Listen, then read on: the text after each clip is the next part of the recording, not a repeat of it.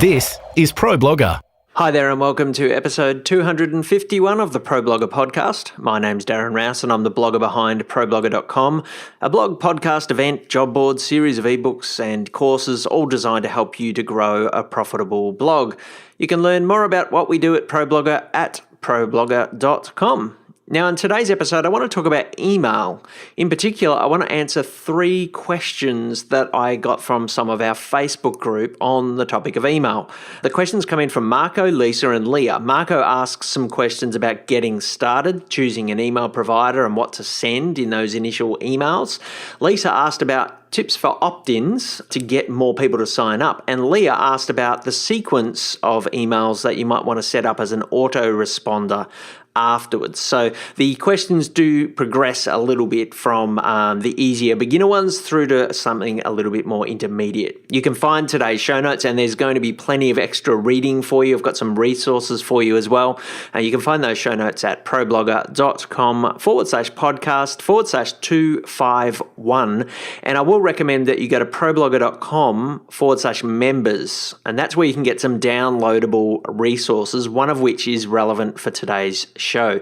There's 6 worksheets and guides that we've got there. They're completely free. You just have to give us your email address and we'll send them and a login through to you so you can access those and the new ones that we will be adding in there as well. So again, that's ProBlogger.com/members. And that's just a members area that we've got set up for you, completely free. You will see our courses there as well, some of which are free and some of which are paid, but that's where you'll be able to get the download relevant to today's show. Okay, let's get into the question from Marco. Creating great content, finding an audience, building engagement, monetizing your blog. This is ProBlogger. So thanks for your question, Marco. Marco wrote, after years of hearing I should be using email, I've decided to bite the bullet and start an email list, but I have some starter questions. Firstly, which service should I use? I know you get what you pay for, but how much is too much for someone just starting out? And number 2, what emails should I send? Any tips to help me get going? So, a few thoughts for you, Marco. It is a big topic, so I will be referring you to listen to a few other podcasts and to get that download that I mentioned before, because a lot of it is covered in those. I did some podcasts way back in, I think it was back in episode 66. I did a series on 10 things you can do today and that are going to pay off for the long term. And I did 3 episodes in that series about email. So number 68, episode 68 is about getting subscribers. Number 69 is about keeping subscribers. And number 70 is about autoresponders, which will be relevant for Leah's question later as well. So listen to those podcasts. I'll link to them in the show notes. Also, there's that download. The download in our members area at ProBlogger.com/members is a comparison of email providers. And in that, we look at the most common email providers and the ones that we recommend and which level they're best suited to. So that's going to answer some of your questions. I do recommend you dig into those. The other advice I give you, Marco, is to start simple. And this really is advice that I want to give to Lisa and Leah as well. You don't have to complicate things with email. Email can get very complicated and there are levels of complexity that are worth adding on. But when you're starting out, don't overcomplicate it. Start simple. You don't have to have all the bells and whistles from day one. You will see people writing guides to using pop-ups and opt-ins and segmenting lists and all these things, and they're all great. They're all things that you can learn, but it's so important if you're in the situation that Marco is in, you haven't yet started, sign up for a simple email provider. In our downloadable guide, we mentioned a few. MailChimp is one that many of our readers use to get started. I think they have a free plan to start out with for a certain level. ConvertKit is another one. It's probably a step up from MailChimp. I think it's great for beginners. And again, I think MailChimp has an account for up to 2,000 subscribers. So it can be free to start, but you are going to end up paying for all of these. ConvertKit does have, I think, a little bit more power to it. And the one that we use is Drip. And whilst I am in love with Drip, I highly recommend it for anyone who's a bit more advanced, who's already got a list and who wants to start segmenting and doing some of these more complicated things. I think Drip might be a little bit of overkill for someone like Marcus who's just starting out, unless you want to get really serious from day one. So they're the three that we three of the ones that we compare. We also have used Aweber for years as well, and I think from memory they have a bit of a free service as well. But grab our little downloadable guide at ProBlogger.com/members, and you will see the features of each of them and the plans as well. So keep it simple. Sign up for something. They all have forms that you can put into your sidebar or on your blog or in a blog post that begin to help you collect emails. And that is the first thing you need to do. You need to sign up, and then you need to have a form somewhere on your site, the more prominent the better, to start collecting the emails. That is the key. And the third part is start sending some emails. Even if you've only got one subscriber, start getting into the habit of sending regular emails. Now, there are things you can do to add complexity, to add a bit more strategy into what you do, but start with signing up, starting to collect emails, and starting to send an email every now and again to warm up your list. That's the bare essentials. And then you can begin to experiment with using different types of emails, sending different types of emails, and collecting subscribers in new ways. And there are some ways to grow your list a little bit faster. If you want 2 starting points in terms of next steps, once you are set up, I would encourage you to think about an opt-in. And we're going to talk more about that in answering Lisa's question next. This is where you offer something in exchange for the email address. The other thing you might want to begin to experiment with is new ways of displaying your sign-up form. Most people will put their sign-up form in their sidebar. That's the first place that most bloggers will put it, and that's a good spot. People will sign up there, but there are other ways of being a little bit more aggressive with that, or positioning the email form in places that people are more likely to respond to.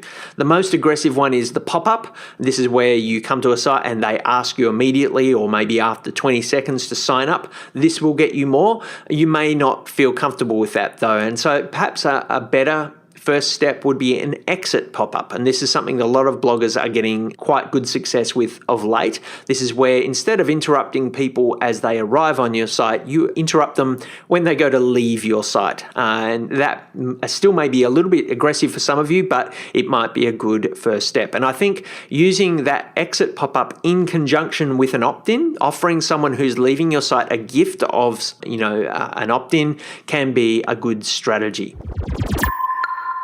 You're listening to ProBlogger.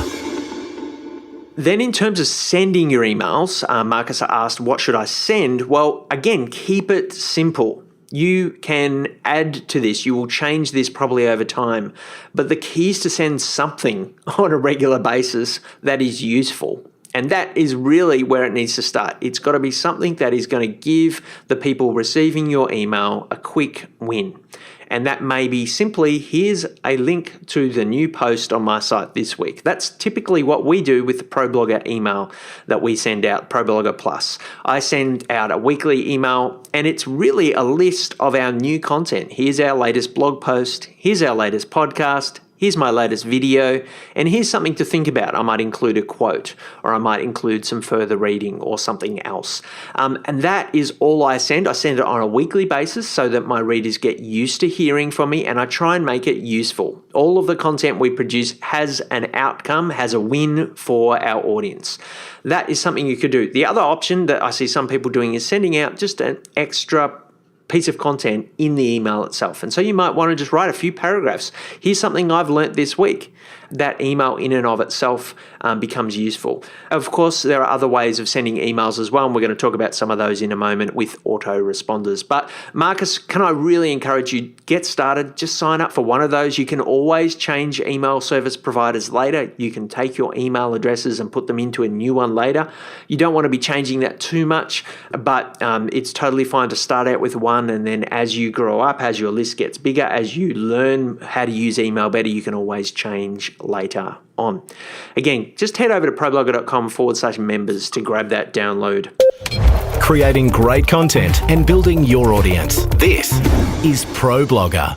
Okay, Lisa's question. Lisa asked about opt-ins and ways of collecting email addresses, which flows on nicely from Marcus's question. She says, "Hi Darren, you recommend adding sign-up forms to blog sites. Do you recommend offering an incentive to sign up?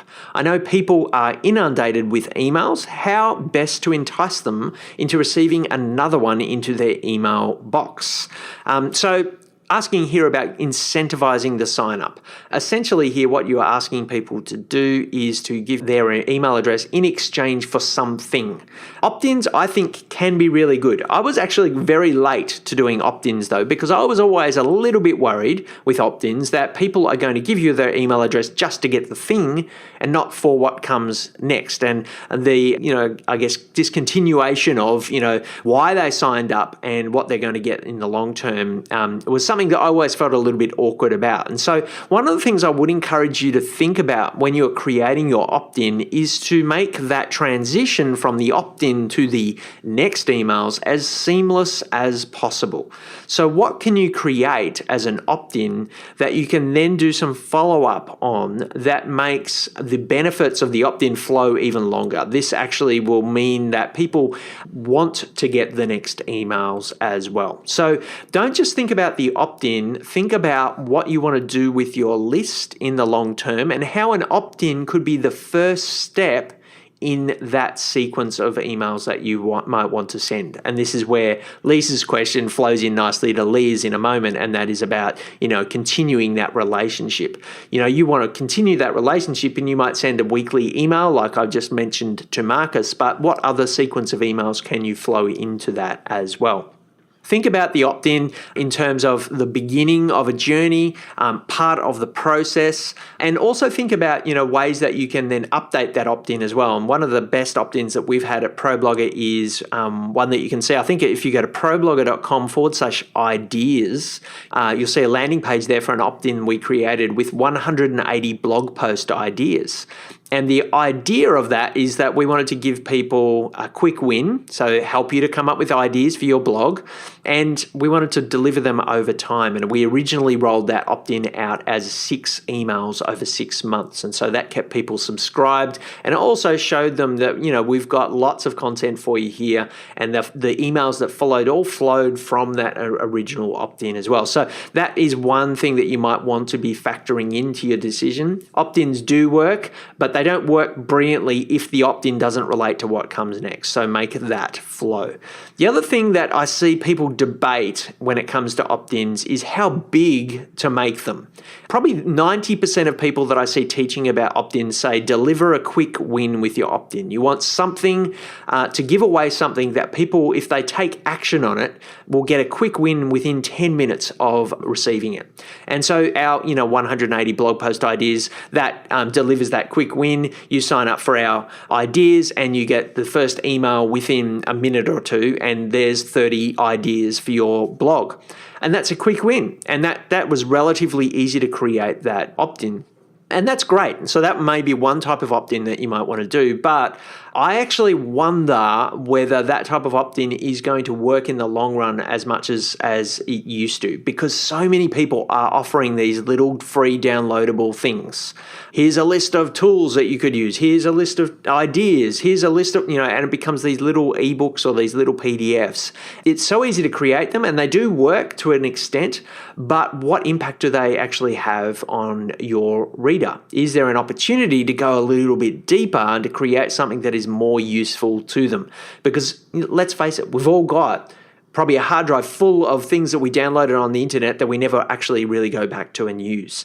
The thing that we've been trying on ProBlogger this year is to create an opt-in that is a lot bigger and a lot more useful, and that's going to be life-changing in some way. And the opt-in that we created at the start of this year was our Start a Blog course. And if you have enrolled in our Start a Blog course, it's a chunky opt-in. It is huge. There's a lot of content. It took us months and months and months and months to create. It goes against all of the advice that people say, deliver a quick win. But we have seen the people who sign up for that course have stayed with us as readers and as listeners, and they are grateful to us and they're engaged. And it has shown us the power of creating something for free in exchange for an email address. All we really are getting out of that is an email address and maybe a little bit of affiliate income as well from some of the things we recommend. But in exchange for that email address, we're getting an engaged, thankful reader, subscriber who is taking action on the emails that we're sending as well. And so that's the other thing that you might want to consider doing as well. Now, I would probably say go for the quick opt-in first. If you are just starting out at this, think about that. But having the long run, what could you add that is a bit bigger, that is a little bit more powerful, that's going to change someone's life and make them, really grateful for receiving the thing that you create for them. The other thing that we've been trying on ProBlogger is something I mentioned earlier in this podcast, and that's we've created a members area. So again, ProBlogger.com/members, we've actually created 6 opt-ins that are all housed in that one place, and you can also access the starter blog course there as well. So what we are doing is creating a login area on ProBlogger where we keep our opt-ins, because we have now multiple opt-ins. We've got our 6 months of blog post ideas. We've got how to create an avatar for the reader of your blog, how to find readers for your blog. We've got a worksheet on that, and a variety of other ones, including that comparison of email service providers. So we've now got this collection of them, and so we decided that we're going to create a space where they all sit together, where people can log in and grab them and any future ones that we add in as well. And in a sense, we've created this little membership area as an opt-in as well. And whilst we haven't really promoted this in great detail yet, it's something that will roll out more and more, and we'll begin to promote more, particularly using exit pop-ups. That's something that we want to do. We want to, as people leave ProBlogger, actually offer them the free membership and these free downloads. And so it is something that we'll roll out more and more of, but it's something that I think even in the limited promotion that we've done of it can work quite well. So that may be something else that you might want to try as well. How to build and monetize your blog. This is ProBlogger. Okay, let's finish up with looking at Leah's question. Leah asked, we set up a top 10 tips PDF giveaway. So she's created a opt-in, and we set up ConvertKit. Can you give us some examples of good email sequences that we can set up?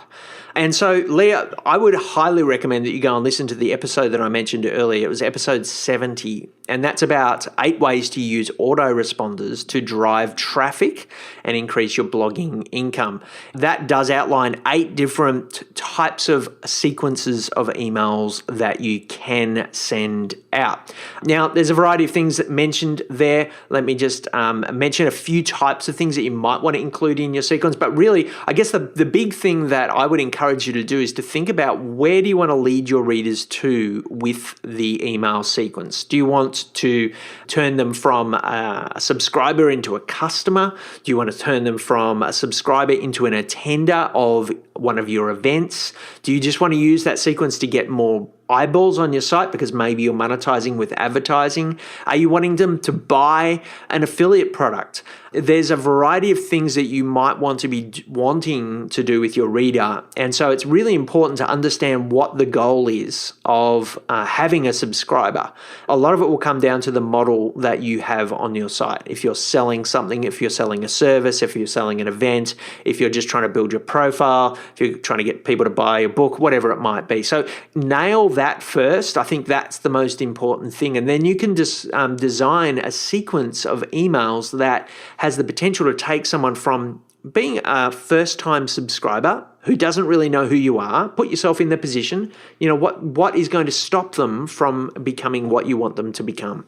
The other thing to consider, of course, is what benefit are they going to get from being a subscriber as well. It's not just about how them being a subscriber is going to benefit you, are they going to become a customer of you, give you money, but what are they going to get out of that list as well? And so then designing content that has a win-win. that takes your reader from a problem they have to a benefit that they receive, but also taking them from a cold subscriber to actually responding to the call to action that you've got as well. So think carefully about those two things. And then I reckon even as you think about those two things, you'll begin to see opportunities as well.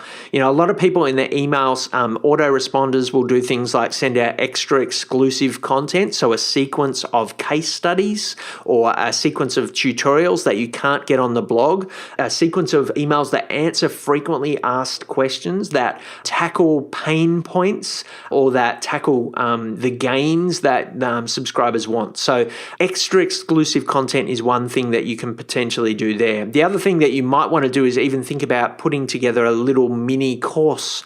So the emails actually form a course. And that's essentially how we used to run 31 days to build a better blog. And that worked quite well. So people are signing up for something that's going to take them on a journey. And in a sense, that becomes the opt-in as well. And so maybe that is after your top 10 tips PDF giveaway, maybe you should follow that up with, well, here's another 10 things that are tips that are relevant to you, but we're going to deliver them as 10 emails over the next 10 days or over the next 10 weeks. And so you transition your reader from getting this free thing, the PDF, into an experience. We're going to train you now. We're going to take this further. It may even be that you take those 10 tips from the PDF and go deeper into each of them in the next 10 emails. The PDF might become the blueprint, and then the emails become the unpacking of the blueprint. So there's a variety of ways that you can do what I was talking about earlier, really, is give them something that's a quick win, but also relates to the emails that follow after that. Other people will use their email sequences to highlight the best content in their archives.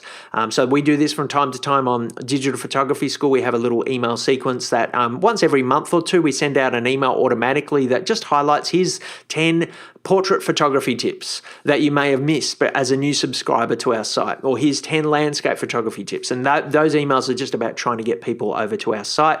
Other people will include, calls to action in their email sequences. So calls to action to buy affiliate products or to buy your products, or that offer a gift code or something along those lines. Another really good thing to do early in your email sequence is to survey your audience, or at least to ask some questions to your audience to find out who they are. So I've mentioned on this podcast before, Kaz and Craig Makepeace from Why Travel Blog. Their first email on their email sequence asks their new subscriber, what is your goal for travel? They've got a travel blog. What's your dream? And then what's holding you back from your dream? And they actually ask their subscribers to hit reply on the email and to answer those two questions. That opens up a conversation with their subscribers. It gives them insight into who is subscribing, what are their pain points, what are their dreams, and then they follow up with an email sequence of answering the problems. They know, having received hundreds, if not thousands of emails back, that most people have the same things holding them back from their dreams. And so they've created an email sequence that removes those pain points, or that gives tips on how to make the dreams come true. So that may be another way that you can go about creating your autoresponder as well. You're listening to ProBlogger. So there's a lot of different ways. Keep it simple though, and this is the thing I would say to Marcus, Leah, and Lisa, is try to keep what you do as simple as possible, particularly when you're just starting out. You don't have to have all the bells and whistles when you first start out. The key is to start collecting the emails. Optimize the way that you collect those emails once you're set up, and then start emailing. It's so important. This is, people get stuck on each of those 3 points. Some people get stuck because they don't sign up for an email provider. And then they can't do anything else. Some people get stuck because they don't actually call people to subscribe. They've got the email provider set up, but they're not actually doing anything to get the subscribers. And then some people get stuck because they never send any emails, and they're collecting new addresses every day and they never send an email out. So most people, they're getting stuck in one of those 3 points. And if you're at those points, I encourage you to take action today. Either sign up, get going with your email collection, optimize your collection of emails, and then start sending emails. It's just so important. I hope some of that has helped answer Marcus, Lisa, and Leah's questions, and others of you. I know if someone's asking those questions, other people will be as well. I hope they've helped. I would love to hear any other questions you've got on the topic of email or anything else over in our Facebook group. Just search for ProBlogger Community on Facebook. You'll find our group, or you can hit reply on any of the emails that I send you each week from ProBlogger Plus, and that will come back to me or one of my team, and we can consider those questions for a future podcast as well. Lastly, head over to ProBlogger.com/members where you can grab those downloads. And if you haven't started a blog yet as well, check out the Start a Blog course, which you'll see there linked as well once you're signed into the members area. Thanks for listening. Talk to you next week on the ProBlogger Podcast. Lastly, don't forget you can grab today's show notes at ProBlogger.com/podcast/251, where there are all the downloads mentioned today, as well as all the further listening to other episodes about email. You've been listening to ProBlogger. If you'd like to comment on any of today's topics or subscribe to the series, find us at ProBlogger.com/podcast. Tweet us at ProBlogger. Find us at Facebook.com/ProBlogger or search ProBlogger on iTunes. This episode of the ProBlogger Podcast was edited by the team at Podcast Motor, who offer a great range of services, including helping you to set up and launch your podcast, as well as ongoing editing and production of the podcast that you produce. You can check them out at podcastmotor.com.